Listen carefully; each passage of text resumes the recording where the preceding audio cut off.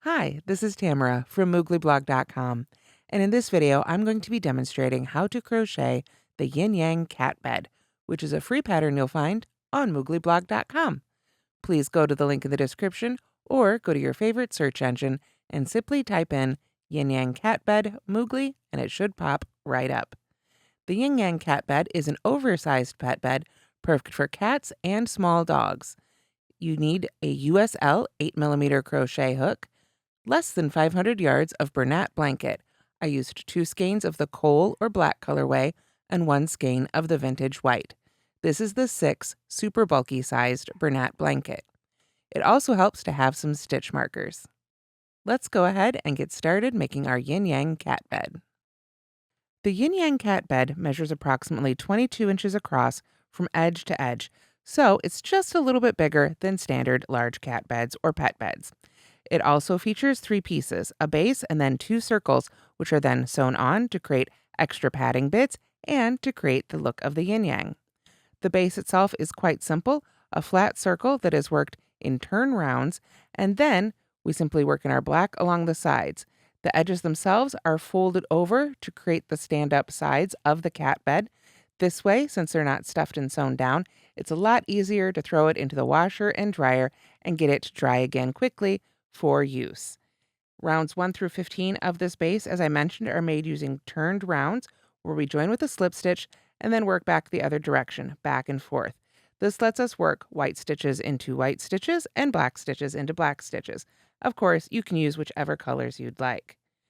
When we make those circles then, those are actually made using spirals. So with this pattern, we get to explore a few different ways to make crochet circles. Let's go ahead and get started. First, let's make the base where we work our turned rounds. Now, the original, of course, is made in black and white, like an original yin-yang, but I'm going to use other colors today because they're a little bit easier to see on camera. When you are making the original, especially with the black yarn, make sure you've got some nice bright lighting so that you can see your stitches. So let's begin round 1 with color A. This, in my original, would have been the black yarn. So I'm going to begin by making a magic circle. So I go over my finger twice towards me. Let's do that again. Once, twice. And then I insert my hook under both of those loops. I catch the loop that's furthest back. Oop, let me try that again. There we go. And just pull that right in front of the other loop. You can see I'm still holding onto that tail there. I'm going to yarn over and pull my loop through. And now I'm going to go ahead and start stitching my stitches into round 1. So first thing we want to do is chain 1 for our turning chain. And then we're going to work 10 half double crochets into the ring and then join. So I'm going to go ahead and yarn over, go into that ring. And when I go into that ring, I want to make sure that that tail also goes over my hook. This will allow me to pull on that tail to close up the ring, making it the magic ring. So there is our first half double crochet. I'm going to go ahead and grab one of those stitch markers and mark the first stitch of this round. Now the stitch markers will come in handier when we're making our spirals, but you can still absolutely use them here while making the base if you'd like. So there's 1 half double crochet. I want to make a total of 10. So I yarn over, go into the ring, yarn over and pull up a loop, yarn over and pull through all the 3 there. That's 2 of our stitches, and now I'm going to go ahead and make the rest. Alrighty, so here we are. I've made my 10 half double crochets into the ring. Now what I can do to finish up this round is put my hook right in the top of that first stitch we made and join with a slip stitch. Now, before I do that though, I may want to take a moment and get a second stitch marker and put it in the last stitch of the round. When you're working in joined rounds like this, it can be helpful to have that first and last stitch of each round marked to help you come back the correct direction and work into the correct stitches without accidentally working into that slip stitch. So now that we've got those stitches marked, I can go ahead and slip stitch to that very first stitch, just like so. Now, what I can do is pull on that tail to close up that ring. Now, for this particular project, we do want that center ring closed, but it doesn't have to be super duper tight. We're going to cover it up with those other 2 pieces of crochet, those 2 other circles. So don't pull so tight that you accidentally break your yarn. Just pull it so that it's mostly closed, and then you can weave in that end in either direction. And then we'll be ready to move on to round 2. Now, before you begin round 2, you'll want to go ahead and get your second color ready. In the original, this orange would have been the white yarn. So we're going to begin here with our black yarn, our color A, and I'm going to begin and I'm going to chain 1 and then turn. Now the instructions say to join and then turn, simply because that's how instructions are usually written, but I prefer to sort of do my chain and then turn. You can do it whatever order works for you. After that, we're going to work 2 half double crochets in each of the first 5 stitches. And this is where having those stitch markers can be really handy, because now that I've turned, my instinct would be to work in here, but that's that slip stitch. I want to come over here for our first stitch of round 2. So I'm going to yarn over and go right into that first marked stitch there and put in 1 half double crochet. Now this is our new first stitch of the round, so I'm going to take the stitch marker out of that stitch I just worked into and move it up to the top of this stitch. You can see at this point we're on the wrong side. Our little tail end is hanging out right there. I always like to leave that little tail hanging until I'm completely done with the project, because I can always tell at a glance this is the wrong side of our fabric. So we've got 1 half double crochet in that first stitch. Now we need to put a second one in there. There we are. So 2 half double crochets in the first stitch. And we want to do that all the way around, but we're going to change colors halfway. So we've worked into the first stitch. Now we're working to the second stitch. Put 2 stitches in there. 2 half double crochets in the third stitch. 1 and 2. Get that in there. There we go. 2 half double crochets in the fourth stitch. 1 and 2. And 2 half double crochets in the fifth stitch. So let me double check. I've put 1 in there. Let me make sure I'm on track. We've got 1, 2, 3, 4, 5, 6, 7, 8, 9 stitches. So we know we're on track. Now when we make this 10th stitch, the second half double crochet into the fifth stitch, we'll go in, yarn over and pull up our loop. But before we yarn over and pull through all 3 loops to finish our stitch, that's where we want to go ahead and switch to our second color. So I'm going to yarn over with that and pull that loop on up and through. Now I'll just let that tail hang there. I can weave it in when I'm all done. I'm also going to let my color A, which would in the original be the black, here we're using the green. I'm going to let that just hang out there as well. I'm not going to crochet over it in these next stitches. I'm going to let it be right here for when I want to come back and pick it up. That will make more sense in the next round. So now we continue on around, putting 2 half double crochets in each stitch, but now with the new color. Now, if you want to, you can crochet over this tail just to help tack it down. Pull it to the back if you'd like, the wrong side. I still want to weave in my end when I'm all done, but certainly you can crochet over it for a few stitches here just to help keep it out of the way a little bit while you do continue to crochet. So just like I did in the first 5 stitches, I'm going to continue putting 2 half double crochets in each stitch around. I think I'll go ahead and drop that end here. So I'm working into, would be the third stitch in this color. So we've got 1, 2, 3, 4, 5, 6. 2 more in this stitch. There we go. And then finally, we've got a stitch marker in our next stitch. We know that's the last stitch we're going to work into for this round. So I'll go ahead and get that stitch marker out of the way. And I'll put 1 and then 2, our second half double crochet in there. I'm going to go ahead and mark that because now that is the last stitch of our round here. There we go. And then to finish up round 2, you can see it's half in each color. Here it is from the right side. We go ahead and slip stitch that first marked stitch right there. I like having that stitch marker in there. Makes it a little easier to get in there and make that slip stitch. And then, of course, we're going to turn and continue on with rounds 3 through 15. And now we're ready for round 3.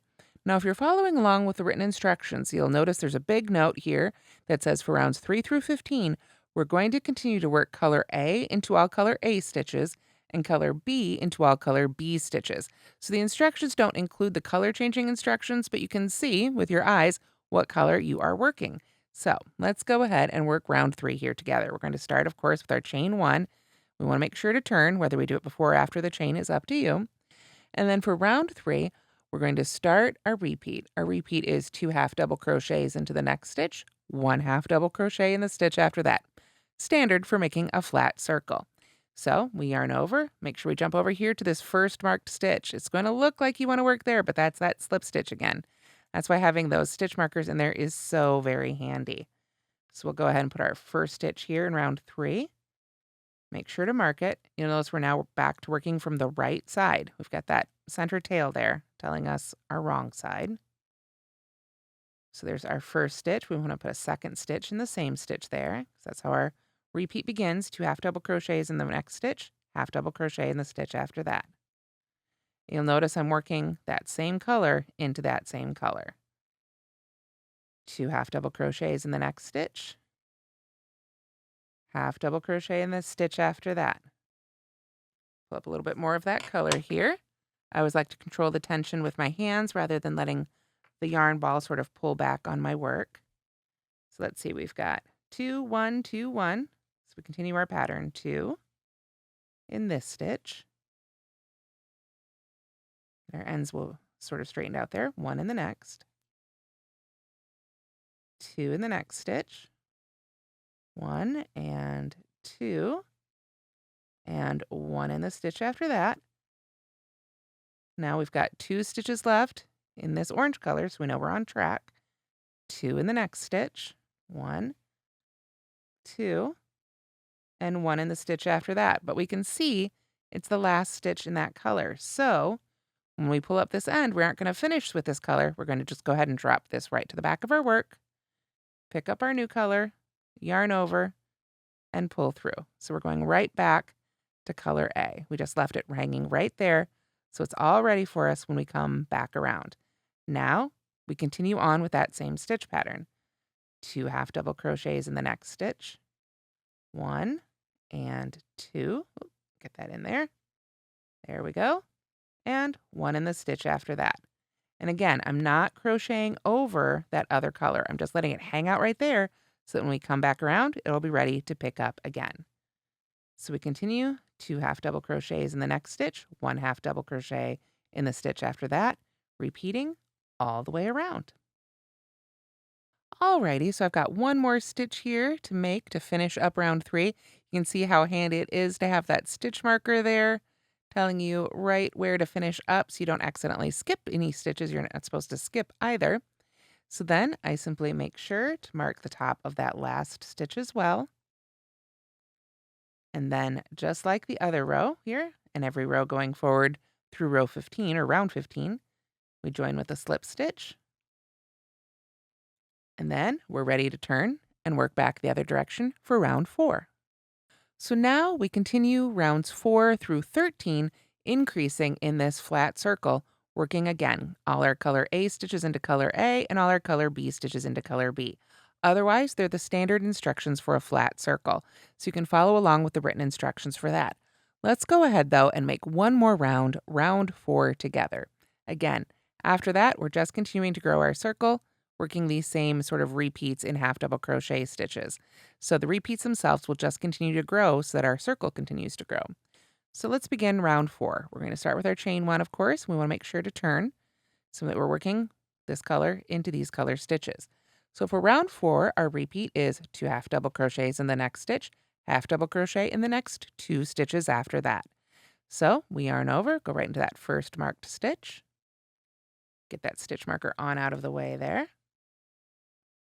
Make our first half double crochet for round 4, put our stitch marker into the top of it.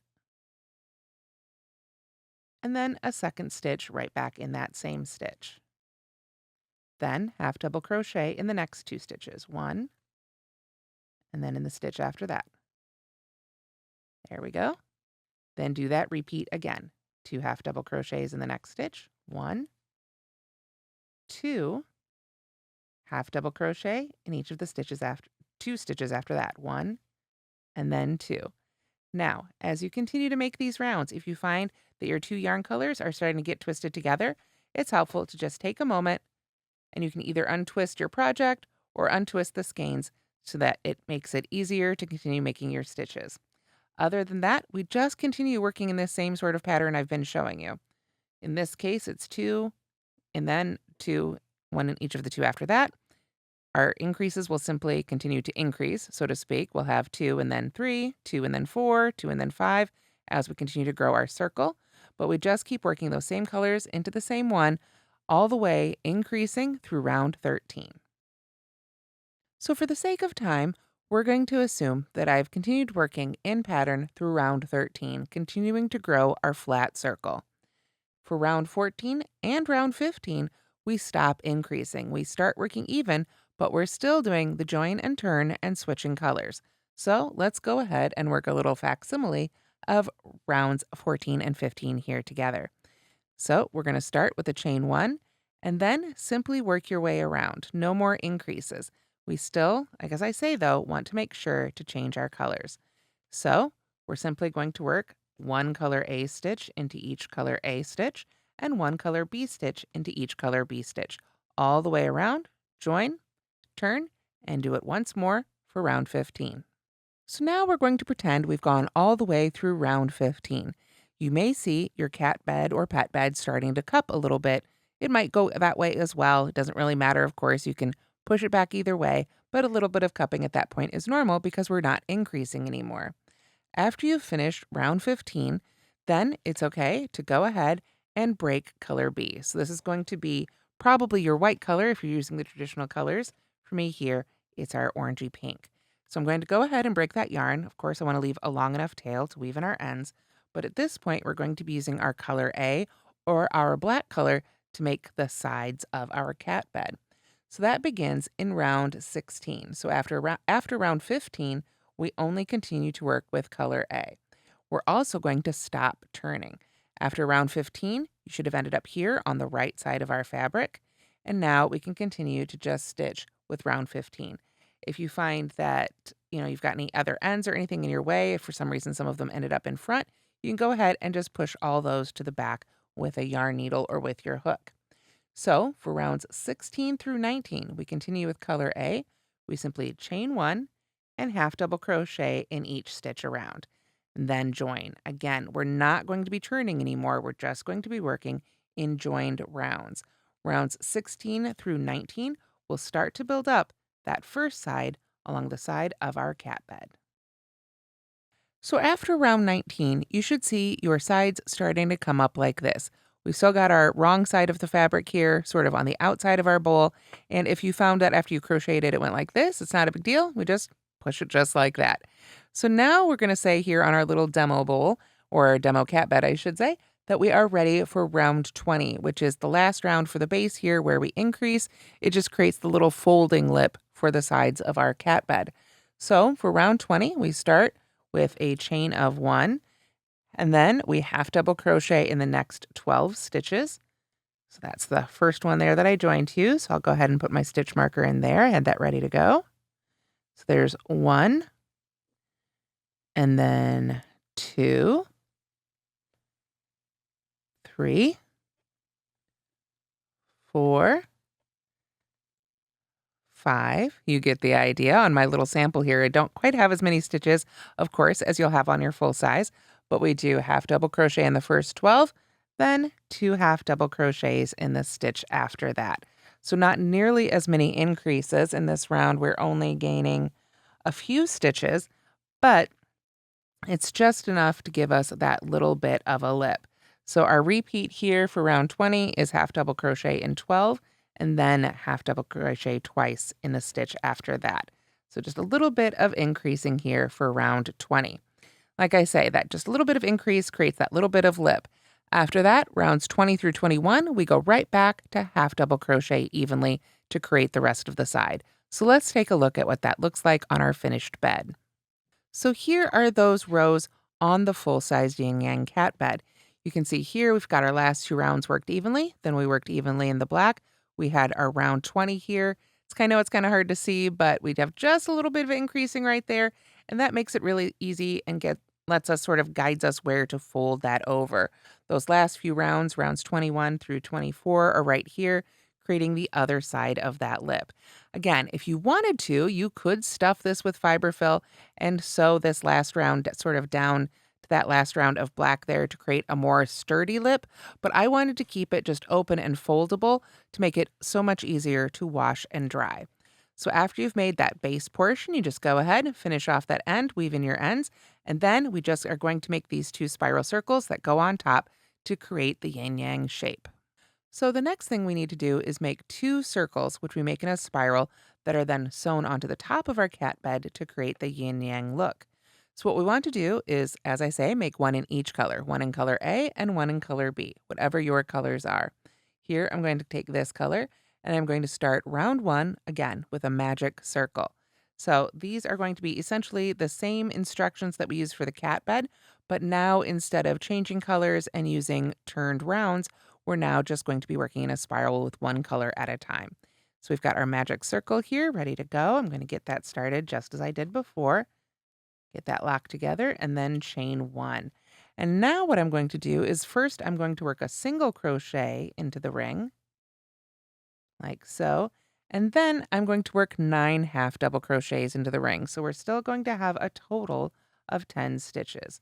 So there's our second stitch, third, on around until you have a total of 10 stitches here into the ring for round 1. All right, so here I am at the end of round 1 of the circles. You'll notice I haven't joined, but I do have a stitch marker right in that first stitch. When working in spirals, as we are when we're making these circles, it's super important to keep a stitch marker in the first stitch of each round so you can know when each new round is beginning. The final stitch, not as important. We're not going to join, we're not going to turn, we're just going to keep working around in the same direction. Otherwise, the general instructions and stitch counts are the same. We had 10 stitches in round 1. Now we're going to put 2 half double crochets in each stitch around for a total of 20. Same way we started the cat bed itself, but again, we don't have to join, we don't have to turn, and we don't have to change colors.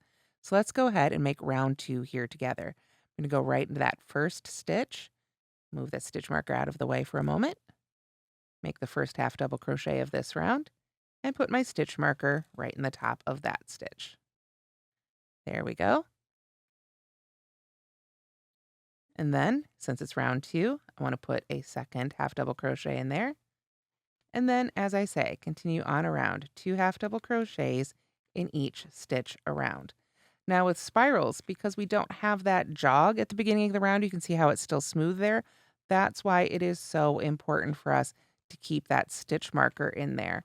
Otherwise, you wouldn't really know. You wouldn't be able to tell where the round began only because of that jog where it ended. So again, if you don't have stitch markers, I do recommend adding them to your arsenal. But in the meantime, you can always use a scrap piece of yarn or even a safety pin or a paper clip, whatever works for you. But believe me, it makes it a whole lot easier to have the stitch marker in there when you are working in spirals. So for this round, of course, like I say, it's round 2. I'm just putting 2 half double crochets in each stitch around. When I get to the end, I don't need to join, I don't need to turn. For these, I'm always going to be working from the right side of the fabric.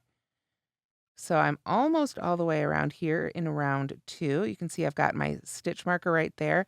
So before, when we had 2 stitch markers going, we knew we wanted to work into that last stitch marker. Now we are going to know when we've come all the way around, when we work into the stitch before the stitch marker. Need just a little bit more yarn here to finish this round. There's 1 and 2. There we go. So, as I say, this is simple spirals, and I do have another video on working spirals, but that's about all there is to it. I'm just tightening that center up a little bit more there.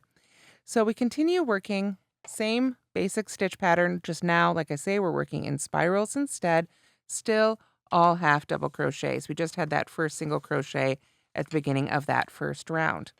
For these spirals, we continue working just like this through round 7. So they get a little bit bigger. And then round 8 is actually just a few stitches that help us sort of even that out so we don't have a big jog at the end of our spiral. So for round 8, when you've continued increasing and working all your stitches through round 6, or excuse me, through round 7, all of which of course are included in the free pattern, when we come to round 8, when we get to that stitch marker for that first stitch, we instead of continuing in half double crochet, we want to sort of taper down that jog. So first we make a single crochet, and you can go ahead and mark that stitch if you want to. Don't really have to, but you can. and then slip stitch in the stitch after that. And then from there, we go ahead and break our yarn. So you can see now we have brought that angle back down into a nice smooth circle. However, when we break this yarn, we don't want to just cut that 4 or 6 inches for weaving in. We want to make sure to leave enough length to sew the circle onto our cat bed. So when we go to cut that yarn, what I like to do is a pretty simple little technique. I'm going to lay out whatever piece I want to sew on. In this case, it's this size circle. It would, of course, be a bigger circle on your full-size cat bed. But then I take my yarn and I just go right around the perimeter about 3 times. Especially on a smaller object, I'll go ahead and do 3. If it's something really big, I might only do 2.5. But you can see it's not, super close measuring or anything like that. But I just go around the perimeter about 3 times, and then I will go ahead and cut the yarn. So it's not maybe super scientific, but in my experience, I find that this works, and it always gives me more than enough length. And frankly, I'd always prefer to have a little extra rather than to come up short and then have to cut another length of yarn.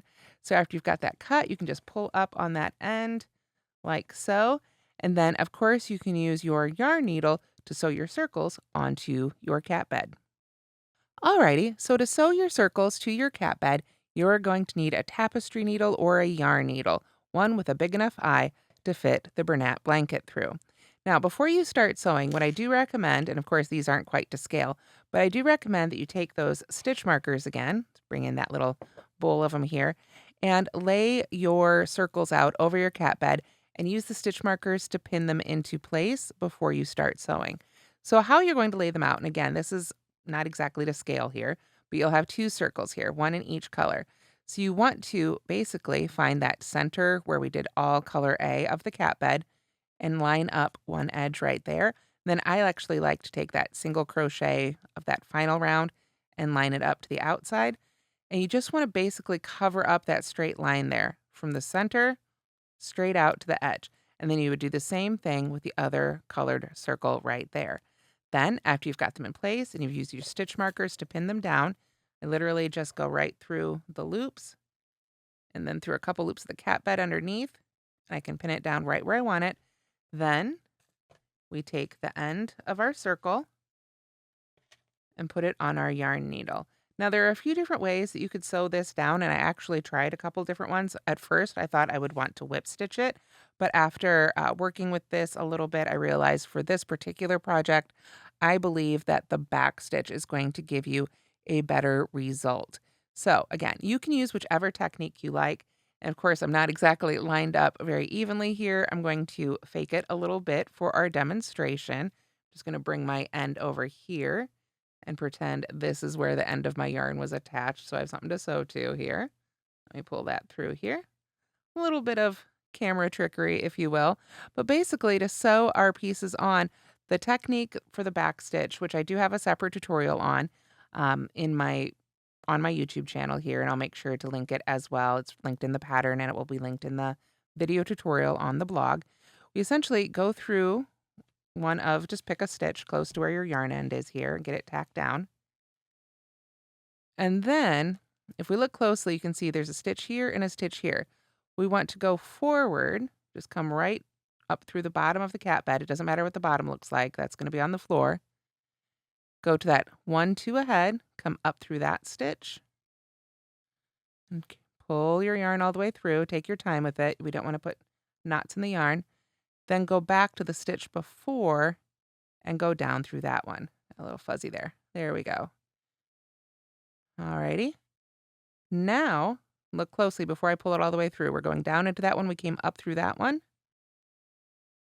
That's one we came up through. I'm going to go to the next one and up through that one. Again, just take your time, pull that all the way through, and then down through the previous one. All right. So now I'm going to do one more stitch here. Keep it going. See, we came up through that one, down through that one. Now we go to the next stitch in line and come up through there. So that is basically how to do the back stitch. Again, if you find that when you start sewing your circles on, you like the look that you're getting with a whip stitch or maybe a different technique better, that's absolutely fine. I prefer to do the back stitch because I liked the look that it gave the circles, but I also felt like it gave it the most secure sewing down. Whip stitch would probably be as good, but with the running stitch, or excuse me, the back stitch, not the running stitch, I know that it is on here really securely, so the cats aren't going to be able to pull it off. So you just continue to sew it all the way around. Again, having it tacked down with those stitch markers first will be really helpful. So here we have the full-sized one, a little easier maybe to see with the black and white. But you can see here we've got one circle here and one circle here. They cover up that seam, they cover up that solid color first round, and they just make it look like that yin-yang shape. Now, after you've sewn on those circles, and of course you can weave in your ends, you can see here, the very bottom, we don't need to be precious or pretty about it. This goes right on the floor. And the main thing is to sew it safely so that it is safe for your pets. But you can see we've just covered up that color change with our circles. Then, of course, we've got our sides. We've already talked about those. We just flip those right over at that row 20, smooth it all out nice and flat for your favorite pets, and you'll be all set. And that's how to crochet the Yin-Yang Cat Bed. Again, you'll find that free pattern on mooglyblog.com. Thanks so much for watching, and don't forget to like and subscribe.